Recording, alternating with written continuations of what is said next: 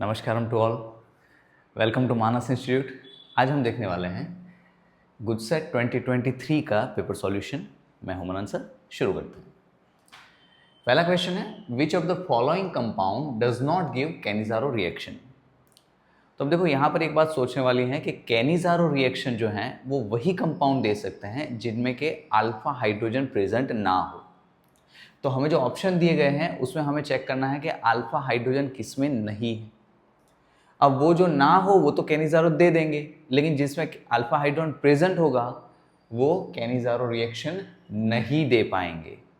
तो उसके अकॉर्डिंग यहाँ पर देखते हैं कि ये जो CH3CHO हैं उसमें ये अल्फा कार्बन हो जाएगा और अल्फा कार्बन के पास यहाँ पर अल्फा हाइड्रोजन अवेलेबल है, तो ये जो है वो कैनिजारो रिएक्शन नहीं दे सकता।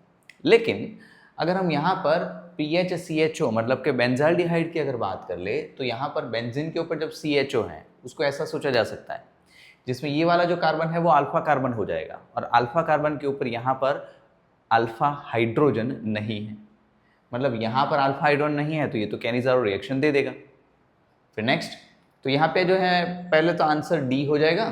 फिर नेक्स्ट क्वेश्चन देखते हैं, which compound will give Hofmann bromamide degradation reaction. अब ये जो हॉफमैन रिएक्शन है वो एमाइड से एमाइन में कन्वर्जन करने के लिए है।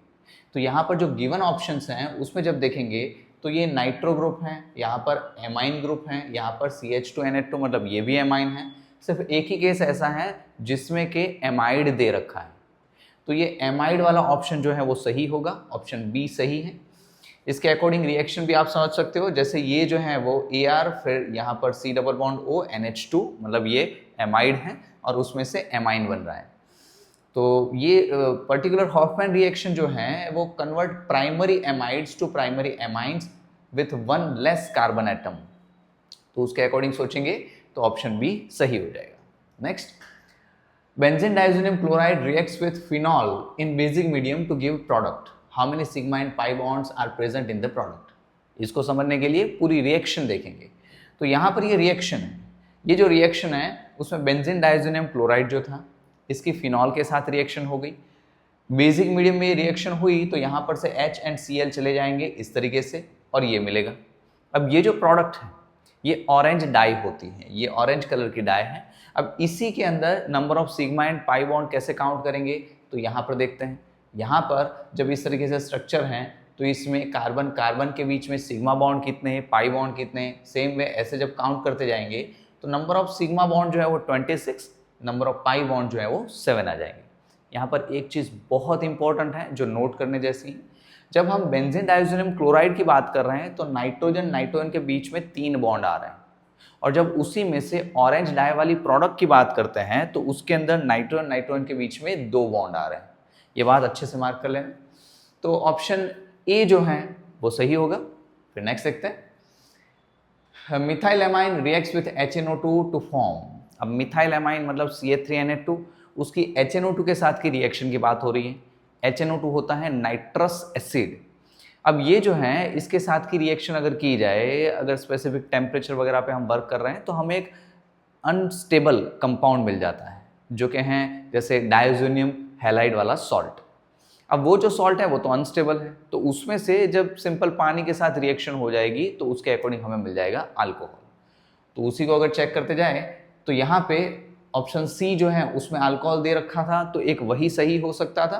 इसकी रिएक्शन कुछ ऐसी बनेगी, ये मिथेनेमाइन HNO2 के साथ रिएक्शन, ये जो बना है वो हैलाइड वाला सॉल्ट जो कि अनस्टेबल होता है, ये अनस्टेबल है तो यहाँ पर पानी के साथ की रिएक्शन से अल्कोहल में कन्वर्ट हो जाएगा।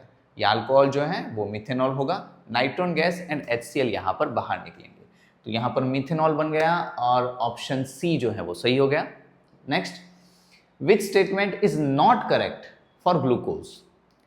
तो जो अवेलेबल ऑप्शन है उसमें देखते हैं, इट रिएक्ट्स विथ हाइड्रोक्सिलएमाइन, तो ये तो बिल्कुल सही है, हाइड्रोक्सिलएमाइन से वो ऑक्साइम देता है।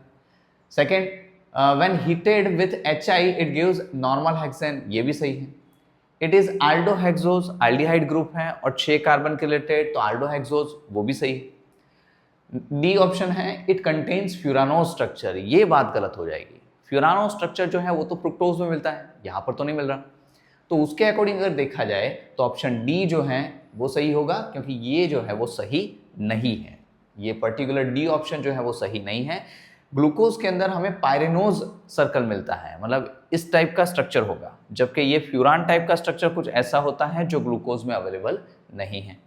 फिर नेक्स्ट देखते हैं, which base is not present in DNA structure. तो डीएनए में ए, टी, सी, जी ये अवेलेबल होते हैं, लेकिन यूरेसिल जो है वो उसमें अवेलेबल नहीं होता। तो यहाँ पर adenine, thymine, cytosine and guanine ये 4 अवेलेबल हो सकते थे, लेकिन यहाँ पर एक लिखा था यूरेसिल जो डीएनए में अवेलेबल नहीं होता, तो ऑप्शन बी जो है वो सही होगा। फिर ऐसे ही आगे, अब ये यूरेसिल कहाँ पर प्रेजेंट होता है, तो याद कर लेना आरएनए के अंदर AUCG आता है, मतलब adenine, uracil, cytosine and guanine. अब आरएनए जो है उसके अंदर थायमिन नहीं होता। फिर next, which of the following aqueous solution has highest boiling point. अब ये जो है ये कॉलिगेटिव प्रॉपर्टी की बात हो गई कि अगर कहीं पे नंबर ऑफ पार्टिकल्स ज़्यादा हैं तो उनके अंदर बॉइलिंग पॉइंट जो है वो हाईएस्ट होगा। अब जब हम इसमें चेक करते हैं तो ये सभी में कॉन्सेंट्रेशन जो है वो तो सेम दे रखा है, मतलब इनके सेपरेशन से जो नंबर ऑफ आयंस बनेंगे उन्हीं के अकॉर्डिंग सोचना होगा। तो इन अलग अलग केसेस में नंबर ऑफ आयंस हम चेक करते हैं। जैसे पहले वाला केस है तो 4 पोटेशियम और एक ब्रैकेट, मतलब टोटल 5 आयंस हो गए। ऐसे ही हर एक केस में चेक करते जाए तो यहाँ पर 2 आयंस, इसमें चेक करेंगे तो एक ही मिलेगा क्योंकि यूरिया का डिसोसिएशन नहीं हो रहा। फिर नेक्स्ट चेक करेंगे NH4NO3 में से 2 आयंस मिलेंगे, तो जो मैक्सिमम आयन मिल रहे हैं वो इस केस में मिल रहे हैं। तो इसी केस में एलिवेशन इन बॉइलिंग पॉइंट सबसे हाईएस्ट होगा, तो ऑप्शन ए जो है वो सही हो जाएगा। फिर next, we have 3 aqueous solutions of CH3COONA labelled A, B and C और उसके कॉन्सेंट्रेशन दे रखे हैं। अब ये बात टेक्स्ट बुक में एज इट इज दे भी रखी है, और एक और लॉ जो है जिसको ऑस्वाल्ड डाइल्यूशन लॉ के तौर पे जाना जाता है, उसके अकॉर्डिंग जैसे ही डाइल्यूशन बढ़ता है तो डिग्री ऑफ डिसोसिएशन भी इंक्रीज हो जाता है। अब ये 3 जो हैं इनमें कॉन्सेंट्रेशन कम होता जा रहा है, मतलब कि डाइल्यूशन बढ़ता जा रहा है। तो जैसे ही डाइल्यूशन बढ़ा तो उसमें डिग्री ऑफ डिसोसिएशन ज़्यादा होता जाएगा। तो यहाँ पर I की वैल्यू जो है वो सबसे लास्ट वाला केस जो था C वाला केस, उसमें सबसे ज़्यादा हो जाएगी। तो IC में वैल्यू सबसे ज़्यादा आ रही हो, ऐसा कौन सा केस आ रहा है, तो ये C वाला। तो ऑप्शन C जो है वो सही हो जाएगा। ये सेम चीज़ यहाँ पे बताई है, according to Ostwald dilution law the degree of dissociation increases as concentration decreases, तो उसी के अकॉर्डिंग है। फिर next, What is the osmotic pressure of 0.02 molar solution of NaCl। NaCl का अगर हम सॉल्यूशन लेते हैं जो कि 0.02 मोलर का है, तो उसमें ऑस्मोटिक प्रेशर क्या होगा। तो देखो ये फाइंड करने के लिए हम ऑस्मोटिक प्रेशर वाला इक्वेशन यूज कर सकते हैं। ऑस्मोटिक प्रेशर वाला equation pi is equal to I into CRT, ये वाला यूज करेंगे क्योंकि यहाँ पर जो है वो NaCl लेकर के रखा है हमने। अब वो जब यूज कर रहे हैं तो उसकी कैलकुलेशन यहाँ पर देख लो। यहाँ पर हम वैल्यू 2 ले रहे हैं क्योंकि NaCl जो है वो स्ट्रॉन्ग इलेक्ट्रोलाइट है, उसका 100% डिसोसिएशन हो जाएगा। I की वैल्यू आ गई 2। कॉन्सेंट्रेशन जो है उन्होंने दे रखा है 0.02 मोलर, तो वो एज इट इज रख लिया हमने। C जो है वो कॉन्सेंट्रेशन था। RT एज इट इज रखेंगे क्योंकि ऑप्शन हमें उसी तरीके से दे रखे हैं, तो जब ये चेक करेंगे आंसर मिल जाएगा 0.04 RT। फिर next, resistance of a conductivity cell filled with 0.1 molar KCl solution is 100 ohm। अब देखो ये पूरी जो क्वेश्चन की बात लिखी है उसमें कुछ इंपॉर्टेंट बातें हम मार्क करते चलेंगे। जैसे इसमें चेक कर लो तो रेजिस्टेंस जो है वो दे रखा है 100 ओम, तो रेजिस्टेंस हो गया 100 ओम। ये कॉन्सेंट्रेशन दे रखा है 0.1 मोलर। कंडक्टिविटी मतलब K की बात कर रखी है, उसकी वैल्यू दे रखी है, और हमें पूछा है कि सेल कांस्टेंट मतलब कि G स्टार की वैल्यू इसमें क्या होगी। अब G स्टार वाला एक इक्वेशन हो रहा था, G स्टार वाला इक्वेशन हो जाता है R इंटू के, मतलब कि रेजिस्टेंस इंटू कंडक्टिविटी।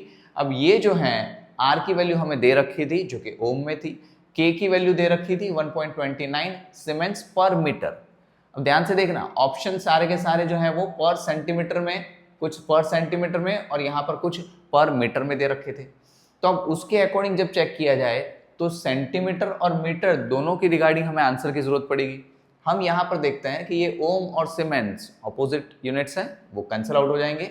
यहाँ पर 1/मीटर में आंसर आ जाएगा 129, लेकिन ऐसा कोई ऑप्शन ही नहीं था। मीटर के रिगार्डिंग तो कुछ और ही डिजिट्स थे। तो अब बात आती है यहाँ पर मीटर की जगह सेंटीमीटर कर दे तो क्या होगा। तो देखो मीटर को जब हम सेंटीमीटर में कन्वर्ट कर रहे हैं तो 10⁻² से मल्टीप्लाई कर देंगे, मतलब यहाँ पर डिनोमिनेटर में 10⁻² आ गया, मतलब कि 100 से हमने डिवाइड किया तो ये 1.29 सेंटीमीटर इनवर्स मिल जाएगा, और वो ऑप्शन था ऑप्शन बी, मतलब ऑप्शन बी सही। Next, which of the following is correct Nernst equation for the given electrochemical cell. अब ये इलेक्ट्रोकेमिकल सेल है, नस्ट इक्वेशन क्या था, E cell is equal to E not cell minus 0.059 by n, जिसमें n जो है वो number of moles of electron, और उसी के according log of anode divide by cathode concentration, या फिर उसी में product divide by reactant concentration कह सकते हैं। तो अगर ये इक्वेशन देखते हैं तो यहां पर हम चेक करेंगे, पहले तो रिएक्शन क्या हो जाएगी, तो ये रिएक्शन होगी, इस रिएक्शन में ध्यान से देखना, एनोड वाली रिएक्शन इजी थी, एनोड में ऑक्सीडेशन हो रहा था, लेकिन अब जो है कैथोड वाली रिएक्शन देखना कंपलसरी बहुत इंपॉर्टेंट हो जाएगा, क्योंकि यहां पर जो रिएक्शन दे रखी थी ना उसमें सॉल्ट ब्रिज के बाद Cl माइनस से Cl2 ऐसा लग रहा था, मतलब ये तो फिर से ऑक्सीडेशन हो गया, Cl माइनस -1 चार्ज से 0 चार्ज में जा रहा है, लेकिन ऐसा है नहीं, यहाँ पर Cl2 गैस जो है वो प्लेटिनम के कनेक्शन में होगा, तो इस तरीके से दिखाया जाता है। इसका मीनिंग क्या लिया जाएगा कि प्रोसेस जो है वो तो रिडक्शन ही होगा, तो अब रिडक्शन कैसे बताया जा सकता है, तो रिडक्शन में Cl2 में 2 इलेक्ट्रॉन ऐड होने से ये 2Cl माइनस में कन्वर्ट हो जाएगा। अब इस प्रोसेस में Mg2+ एंड Cl- ये दोनों जो है वो प्रोडक्ट साइड आ जाएंगे, जबकि Mg एंड Cl2 जो है वो रिएक्टेंट साइड आएंगे। तो इसके अकॉर्डिंग जब नस्ट इक्वेशन बनाने जाएंगे तो ये प्रोडक्ट कॉन्सेंट्रेशन डिवाइड में रिएक्टेंट कॉन्सेंट्रेशन आ जाएगा। इसमें खास तौर से देखना Cl- का चार्ज जो 2 लिखा हुआ है उसका रीजन यहाँ पर जो था वो 2 मोल यहाँ पे आ रहा था, तो इसको हमने पावर के तौर पे 2 लिखा था। अब उसी के अकॉर्डिंग जब चेक करेंगे तो नस्ट इक्वेशन जो है वो इस तरीके से आ जाएगा, E not cell minus 0.059/2 log of, यहाँ पर दोनों चीजें एक साथ आ गई, Mg2+ एंड 2Cl- के तौर पे Mg2+ एंड Cl- का स्क्वायर। तो जो अवेलेबल ऑप्शन थे उसमें से ऑप्शन डी जो है वो एग्जैक्टली कंप्लाई करता है, तो वो सही हो जाएगा। फिर next, which of the following chemical reactions occur at anode during electrolysis of higher concentrated H2SO4 solution. अब ये बात समझ लो, H2SO4 अगर डाइल्यूटेड सॉल्यूशन हो तो एक अलग टाइप की प्रोसेस होती है जिसमें वाटर के साथ रिएक्शन हो जाएगी, जबकि अगर H2SO4 कॉन्सेंट्रेटेड है तो उसके अकॉर्डिंग एक अलग प्रोसेस हो जाती है, वहां पर मिलने वाली प्रोडक्ट जो है वो डिफरेंट हो जाती है। अब यहां पर दे रखा था कॉन्सेंट्रेटेड H2SO4, तो उसमें तो पैरोक्सो डाइसल्फेट वो वाली प्रोडक्ट मिल जाती है। जो अवेलेबल ऑप्शन थे उसमें से एक ही केस जिसमें पैरोक्सो डाइसल्फेट H2OH2- दे रखा था, और दूसरी बात कॉन्सेंट्रेटेड सल्फ्यूरिक एसिड में SO4 भी पहले से अवेलेबल होना चाहिए, तो ऑप्शन बी जो है वो सही हो जाएगा। तो यही बात यहाँ पे आ जाती है, डाइल्यूटेड सॉल्यूशन जो है तो उसमें पानी के रिलेटेड प्रोसेस हो जाती, तो ऑप्शन सी हो जाता, लेकिन यहाँ पर बात हो रही है हायर कॉन्सेंट्रेशन पे, तो सल्फेट आयंस जो हैं वो ऑक्सीडाइज होंगे पैरोक्सो डाइसल्फेट आयन में, सल्फेट आयंस पैरोक्सो डाइसल्फेट आयन में कन्वर्ट हो जाएंगे, और ऑप्शन बी जो है वो सही होगा। Next, for which of the following graph of first order reaction the value of slope will be this one. अब ये जो है ये इक्वेशन देख के ही आपको अंदाजा लग जाना चाहिए कि ये इक्वेशन कौन से ऑर्डर के लिए है। तो यहाँ पर फर्स्ट ऑर्डर की जो रिएक्शन आ जाती हैं उसके लिए इस टाइप का इक्वेशन बन जाता है। फिर भी हम अगर चेक करना चाहें तो इसके रिगार्डिंग मैंने पूरी कैलकुलेशन यहाँ पे बता के रखी है कि -dr/dt = k/r⁻⁴, तो ये वाला मेन इक्वेशन था। इसके रिगार्डिंग जब कैलकुलेशन करेंगे तो आप यहाँ तक पहुँच जाएंगे। अब इसमें जब लॉग वाली कैलकुलेशन करेंगे तो यहाँ पर मिलेंगे log r0/r = k/2.303 × t। अब ये जो इक्वेशन है उसमें थोड़ा ध्यान से देखना, ये y = mx से जब हम कंपेयर करते हैं तो m जो है वो हो जाएगा k/2.303, मतलब यहाँ पर जो पूछा था वही। तो उस टाइम पे y और x क्या थे, तो log r0/r एंड x के तौर पे जो था वो टाइम t, तो वो जो अवेलेबल है ऑप्शन बी में है, इसलिए ऑप्शन बी सही होगा। ये इस टाइप का ग्राफ जो होता है उसकी बात हो रही थी। Next, which will be the unit for rate constant for the reaction having rate this one. तो ऐसे में सबसे पहले हम क्या करेंगे, जो दो पावर दे रखे हैं रिएक्टेंट कॉन्सेंट्रेशन के उनका सम कर देते हैं। 1/2 प्लस 3/2 मतलब 4/2 हो जाएगा। 4/2 होता है 2, मतलब ये सेकेंड ऑर्डर रिएक्शन की बात हो रही है। तो अब उसके रिगार्डिंग हमें यूनिट फाइंड करना है, तो उसकी पूरी कैलकुलेशन यहाँ पे समझ लो। ये इक्वेशन हो जाएगा K is equal to rate divide by m raise to n, यहाँ पर मोलर कॉन्सेंट्रेशन है, रेस टू n जो है वो ऑर्डर ऑफ रिएक्शन। उसके अकॉर्डिंग जब चेक करोगे तो ये इक्वेशन बन जाएगा जिसमें ऑर्डर ऑफ द रिएक्शन हमें 2 मिला है, तो 1 माइनस 2 हो जाएगा। वो जब चेक करोगे तो फाइनल आंसर ये मिल जाएगा, mole raise to -1 litre and second raise to -1। Ultimately इसमें हमें जो दो अलग अलग वैल्यू मिली थी उसको हमने ओवरऑल ऑर्डर के तौर पे कन्वर्ट कर दिया, जो कि ऑर्डर आ रहा था 2।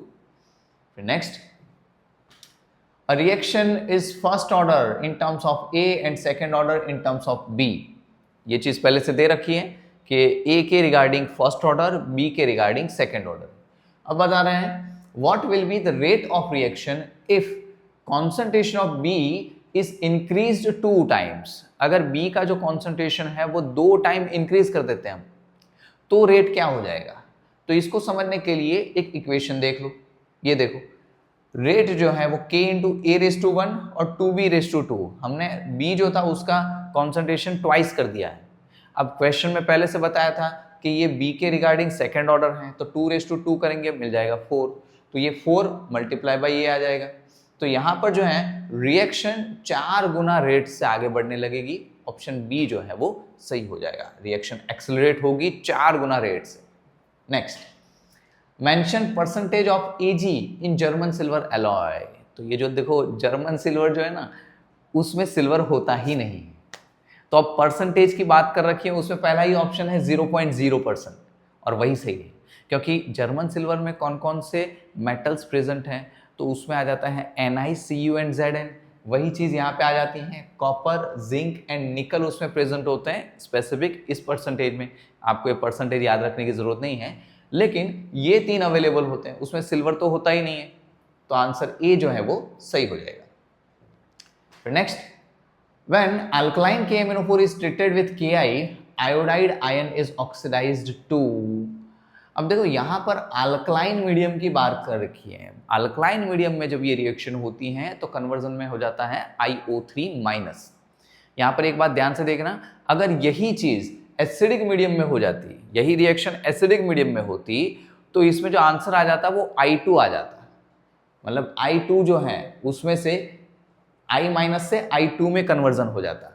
लेकिन यहाँ पर जो है वो अल्कलाइन मीडियम है, तो टेक्स्ट बुक की एज इट इज रिएक्शन के अकॉर्डिंग IO3- में कन्वर्जन हो जाएगा, ऑप्शन ए जो है वो सही हो जाएगा। ये रिएक्शन आप देख सकते हो, KMnO4 H2O2 H2O फिर I- के प्रेजेंस में रिएक्शन है, उसके अकॉर्डिंग जो प्रोडक्ट मिल रही है वो IO3-। फिर next, in the electronic configuration of which of the following element electron is arranged in 5d orbital। ये इलेक्ट्रॉनिक कन्फिगरेशन के अकॉर्डिंग क्वेश्चन पूछ लिया था। तो पहले तो ये जो एलिमेंट है उनमें से अगर आपको ऐसा लगे कि कोई एलिमेंट किसी अलग ही सीरीज का है, तो वो आपको ट्रिक के अकॉर्डिंग याद कर लेने हैं कि जैसे 3D 4D या 5D सीरीज वाले जो एलिमेंट्स हैं वो कौन कौन से हैं। फिर उसी के अकॉर्डिंग 5D में इलेक्ट्रॉन्स आ जाए तो उसमें एक चीज़ याद भी कर लो, LACE GD एंड LU, इन सभी में 5D 1 आ जाता है। तो ये जो है GD उसकी इलेक्ट्रॉनिक कन्फिगरेशन कुछ इस टाइप की होती है और उसमें 5D में एक इलेक्ट्रॉन प्रेजेंट होता है, तो ऑप्शन बी जो है वो सही होगा। Next, what kind of isomerism exist between these two. अब ये जो दो कॉम्प्लेक्सेस दे रखे हैं उसके अंदर अगर ध्यान से देखो तो H2O जो है वो एक सॉल्वेंट के तौर पे भी हो सकता है और वही H2O जो है वो एक लिगेंड के तौर पे भी अवेलेबल हो रहा है, तो इसके अकॉर्डिंग सॉल्वेट आइसोमेरिज्म जो है वो पॉसिबल हो जाएगा। सॉल्वेट मतलब जिसको सवर्ग सहसंयोजकता बोलते हैं, सवर्ग, वो वाला जो है आइसोमेरिज्म पॉसिबल हो जाएगा, ऑप्शन सी सही। नेक्स्ट, तो यहाँ पर how T2G4 EG0 configuration is possible for D4 ion during crystal filled splitting in octahedral complex। तो देखो ऑक्टाहेड्रल कॉम्प्लेक्स में होता ये है कि T2G नीचे की तरफ है, EG ऊपर की तरफ। T2G में 3 ऑर्बिटल्स आती हैं और EG में 2 ऑर्बिटल्स आती हैं। तो अब यहाँ पर अगर हम ये गैप ज़्यादा बढ़ा दें, मतलब ये गैप अगर बहुत ज़्यादा हो तो क्या होगा, तो 4 इलेक्ट्रॉन यहीं पर अरेंज हो जाएंगे, क्योंकि जब गैप बहुत ज़्यादा है तो इलेक्ट्रॉन ऊपर की तरफ माइग्रेट नहीं हो पा रहे, तो 4 इलेक्ट्रॉन जब यहीं पर अरेंज हो जाएंगे तो ये T2G4 वाला केस मिल जाएगा। मतलब उसमें डेल्टा O जो है, ये जो गैप है, उसकी वैल्यू बहुत ज़्यादा होनी चाहिए पेयरिंग एनर्जी के कंपेयर में। तो ऐसा ऑप्शन जो था जिसमें delta O greater than P है, वो ऑप्शन डी है, वही सही हो जाएगा। इसी को आप ऐसे समझ सकते हो, delta O is greater than pairing energy. तो यहाँ पर अगर देखें T2G लेवल ये है, EG लेवल ये है, तो चारों इलेक्ट्रॉन यहीं पर अरेंज हो जाएंगे। T2G में अगर एक्चुअल में देखो तो 3 सब ऑर्बिटल्स हो जाती हैं, उसमें इलेक्ट्रॉन्स अरेंज हो जाते हैं। फिर ये डेल्टा O मोर है तभी ये बात होगी, ठीक है। Next 21, which of the following species is not expected to be a ligand. इसमें से कौन सा है जो लिगेंड के तौर पे पॉसिबल नहीं है? तो बाकी सारे वेल नोन है, ये इथेन 1,2 डायमाइन है, ये नाइट्रोसिल, कार्बोनिल, लेकिन NH4 जो है, NH4 प्लस के तौर पे वो लिगेंड के तौर पे अवेलेबल हो ही नहीं सकता। ये हम कैसे सोच सकते हैं? तो इसी को समझने के लिए ये स्ट्रक्चर देखो एमोनिया में ये लोन पेयर ऑफ इलेक्ट्रॉन्स होते हैं जो किसी को दिए जा सकते हैं, लेकिन जब ये NH4 प्लस बन जाए तो यही दोनों इलेक्ट्रॉन जो हैं वो यूज हो जाते हैं हाइड्रोजन के साथ बॉन्डिंग में। तो अब इस नाइट्रोजन के पास या इसमें से किसी भी स्पीसीज के पास लोन पेयर ही अवेलेबल नहीं है जो किसी को डोनेट किए जा सके, और लिगेंड्स तो वो होते हैं जो लोन पेयर इलेक्ट्रॉन को यूज करके मेटल के साथ जुड़ जाते हैं, लेकिन इसके पास तो लोन पेयर ही नहीं है। तो ऐसा स्ट्रक्चर जैसे यहाँ पर नाइट्रोन और 3 हाइड्रोजन और ये एक हाइड्रोजन ऐसे जुड़ गया होगा, वो लिगेंड के तौर पे हो ही नहीं सकता। Next, the following results as under for the reaction. अब ये रिएक्शन है, इसके रिगार्डिंग हमें कुछ रिजल्ट मिले हैं, तो हमें ये बताना है by which reaction mechanism this reaction occurs. यहाँ पे रिएक्शन जो हो रही है वो कौन से ऑर्डर की है उसके अकॉर्डिंग हमें चेक करना होगा, क्योंकि यहाँ पर जो देख रहे हो SN2 SN1 मतलब न्यूक्लियोफिलिक सब्स्टिट्यूशन टाइप 2 या टाइप 1 वो भी तय करना हो सकता है। तो हम इसी के बारे में चेक करते हैं। पहले तो ये न्यूक्लियोफाइल दे रखा है, सबस्ट्रेट के साथ रिएक्शन होती है, तो ऑब्वियसली न्यूक्लियोफिलिक सब्स्टिट्यूशन होगा। तो ऑप्शन ए और सी इन्हीं दोनों में से कोई एक रिएक्शन हो जाएगी। अब हमें नहीं पता इन दोनों में से कौन सी है, तो रिएक्शन का ऑर्डर फाइंड करेंगे।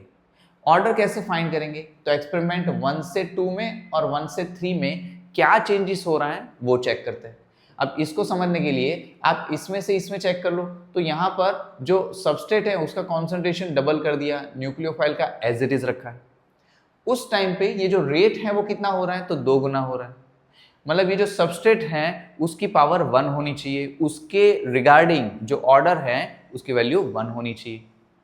जबकि अगर यहाँ पर देखते हैं तो यहाँ पर भी जब इसका कॉन्सेंट्रेशन न्यूक्लियोफाइल को अगर हमने डबल कर दिया तो उसके अकॉर्डिंग भी रेट जो है वो डबल ही हो रहा है, मतलब इसकी पावर की वैल्यू भी 1 ही होनी चाहिए। न्यूक्लियोफाइल के रिस्पेक्टिव में भी ऑर्डर ऑफ द रिएक्शन 1 होना चाहिए। अगर इन दोनों की पावर हम 1 सोच ले, जैसे पहले वाले केस के लिए ये पावर 1 हो, दूसरे वाले केस के लिए ये पावर 1 हो, तो अगर इन दोनों रिएक्शन में इन दोनों के पावर 1 1 है तो 1 + 1 that is 2, order of the reaction 2 होगा। तो इसके रिगार्डिंग जब देखा जाए तो SN2 रिएक्शन हो जाएगी, ऑप्शन ए सही होगा। फिर next, which one is a reaction to prepare CCl2F2 from CCl4? Simple से समझो, देखो यहाँ पर Cl हैं, कार्बन के साथ सारे के सारे Cl हैं, और हमें लेकर के आने हैं फ्लोरीन। Cl को हटा करके फ्लोरीन लेकर के आने हैं। तो ये जो रिएक्शन है उसमें हमें फ्लोरीन ऐड करना होगा, और उसके लिए यूज करने होंगे फ्लोरीनेटिंग एजेंट्स, जो कि स्वार्ट्स रिएक्शन में यूज में आ रहे हैं। तो अगर आपको याद है स्वार्ट्स रिएक्शन जिसमें AgF वगैरह यूज होते थे, वही फ्लोरीनेटिंग एजेंट्स हैं, और उसके अकॉर्डिंग स्वार्ट्स रिएक्शन से ये हमें मिल सकता है। ये as it is textbook में दे रखा है। ये रिएक्शन हो जाएगी CCl4 AgF के साथ रिएक्शन, तो ये मिल जाएगा CCl2F2 एंड 2 AgCl बाहर निकलेगा। Next, how much gram of ethanol is required to obtain 280 ml dihydrogen at STP by this reaction of ethanol with sodium metal। अब ये जो रिएक्शन है उसमें अल्कोहल की मेटल के साथ की रिएक्शन की बात हो रही है।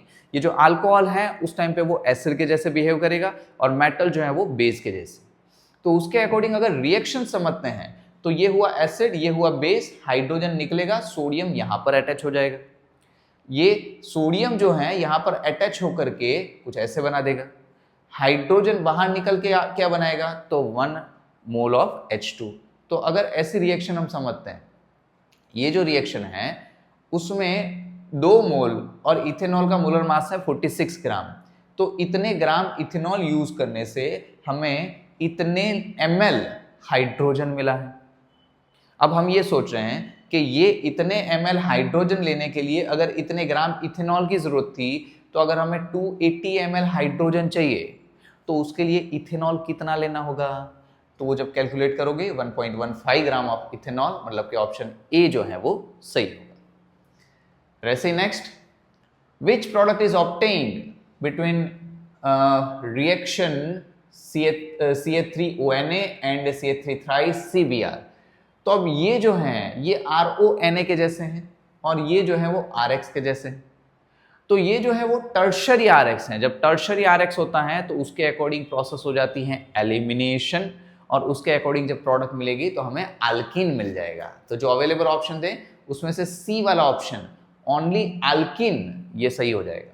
तो ये रिएक्शन होगी, ये RONA के जैसे हैं, ये RX हैं, यहाँ पर ये टर्शरी हैं, तो SN1 मैकेनिज्म फॉलो हो जाती हैं। उसके अकॉर्डिंग जो है एलिमिनेशन होगा, NaBr रिमूव हो जाएगा, CH3O के साथ हाइड्रोजन जाएगा, और ये जो है वो डबल बॉन्ड से जुड़ करके 2 मिथाइल प्रोपीन बना देगा। तो ये सही होगा। अब यहाँ पर एक बात आ जाते हैं कि due to heavy steric hindrance around the tertiary carbon, ये जो कार्बन है जो कि टर्शरी है उसके अराउंड स्टीयरिक हिंड्रेंस ज्यादा है, तो उसकी वजह से क्या होगा, the methoxide ion cannot effectively attack the carbon to perform a substitution. मतलब यहाँ पे सब्स्टिट्यूशन रिएक्शन नहीं हो पाएगी, SN2 के अकॉर्डिंग जो प्रोसेस है वो नहीं हो पाएगी, क्योंकि ये बल्कियर ग्रुप है, तो न्यूक्लियोफाइल का अटैक करना ही मुश्किल है, क्योंकि यहाँ पर इलेक्ट्रॉनिक एटमॉस्फेयर होगा जो न्यूक्लियोफाइल को नजदीक आने से ही रोक देगा। तो इसके अकॉर्डिंग ओनली अल्किन वाला ऑप्शन जो ऑप्शन सी है वो सही होगा। फिर next, which of the following alcohol undergo dehydration reaction with copper metal at this temperature. तो यहाँ पर अगर देखते हैं कौन सा अल्कोहल है वो डिहाइड्रेशन रिएक्शन दे रहा है कॉपर मेटल के साथ, तो इसके अकॉर्डिंग अगर आप ध्यान से समझोगे सिर्फ टर्शरी वाला है। टेक्स्ट बुक में ये सारी रिएक्शंस इस तरीके से दे रखी हैं कि सिर्फ टर्शरी वाला कार्बन जो है, टर्शरी वाला जो मॉलिक्यूल होगा वही इस टाइप की रिएक्शन दे सकता है। ये रिएक्शंस टेक्स्ट बुक में एज इट इज दे रखी है primary alcohol, secondary alcohol and tertiary alcohol के साथ, जिसमें टर्शरी अल्कोहल के साथ जब रिएक्शन करेंगे तो हमें मिल जाएगी अल्किन वाली प्रोडक्ट। ऐसा क्यों? क्योंकि देखो प्राइमरी में यहाँ से एक हाइड्रोजन और यहाँ से हाइड्रोजन जा रहा था, क्योंकि ये यहाँ पर कार्बन जो था उसके पास हाइड्रोजन अवेलेबल था, तो ये 2 हाइड्रोजन जा रहे थे और प्रोडक्ट मिल रही थी एल्डिहाइड वाली। अगर सेकेंडरी वाला अल्कोहल था तो उसमें ये 2 हाइड्रोजन जा रहे थे और प्रोडक्ट मिल रही थी कीटोन के रिगार्डिंग, लेकिन इसमें इस कार्बन के पास हाइड्रोजन है ही नहीं, तो यहाँ पर जो है वो एलिमिनेशन रिएक्शन हो जाती है और उससे ये प्रोडक्ट मिल जाएगी। तो ऑप्शन डी जो है वो सही होगा। फिर next, which one is the common name of the compound this. अब ये जो कंपाउंड है, अगर आपको बाकी सारे के सारे नेमिंग वगैरह पता है तो इसका आंसर आप कर सकते हो। इसमें पर्टिकुलरली प्रोपेन 2 इनाल, प्रोप 2 इनाल जो है ये तो हो ही नहीं सकता, ये तो IUPAC नेम के रिगार्डिंग है, और प्रोपेनाल 1 इन ऐसा नेम ही पॉसिबल नहीं है। तो जो IUPAC रूल्स के अकॉर्डिंग नेमिंग करते हैं उसके अकॉर्डिंग ये नहीं हो सकता, तो ऑप्शन सी एंड डी तो हो ही नहीं सकते थे। अब आपको ये सोचना था मेसिटाइल ऑक्साइड या एक्रोलेन, तो इसके अकॉर्डिंग यहां पर देखते हैं मेसिटाइल ऑक्साइड हो जाता है कुछ ऐसा। ये मेसिटाइल ऑक्साइड तो है नहीं क्योंकि उसका फॉर्मूला ही डिफरेंट हो रहा है, तो ये क्या बचा, एक्रोलेन। फिर भी ये एक्रोलेन भी आपको पहले से पता होना चाहिए। एक्रोलेन जो होता है CH2 double bond CH CHO हो जाता है, तो ये जो है वो एक्रोलेन इस तरीके से होगा।